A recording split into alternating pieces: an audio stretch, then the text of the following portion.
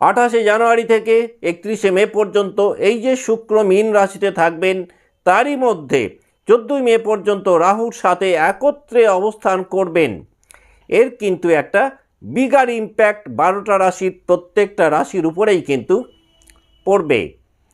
এর যেমন বেশ কিছু নেতিবাচক দিক রয়েছে, এর পাশাপাশি আবার একাধিক ইতিবাচক দিকও কিন্তু রাহু এবং শুক্রের কালপুরুষের দ্বাদশ রাশি মীন রাশিতে অবস্থান সেই কারণে আমরা পাব।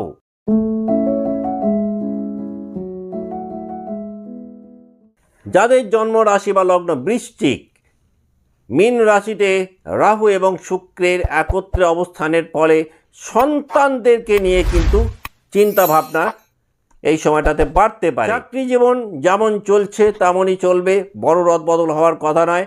যদি জন্মকালীন শনি পূর্ণ বলি থাকেন, তাহলে মার্চের মাঝামাঝি সময় থেকে কর্মক্ষেত্রে কিছু লক্ষণীয় পরিবর্তন আপনারা পেতে পারেন। যাদের জন্ম রাশি বা লগ্ন বৃশ্চিক, তাঁরা এই সময়টাতে মনোমতো কোনো সঙ্গী পেতে পারেন বৃশ্চিকের জাতক বা জাতিকারা।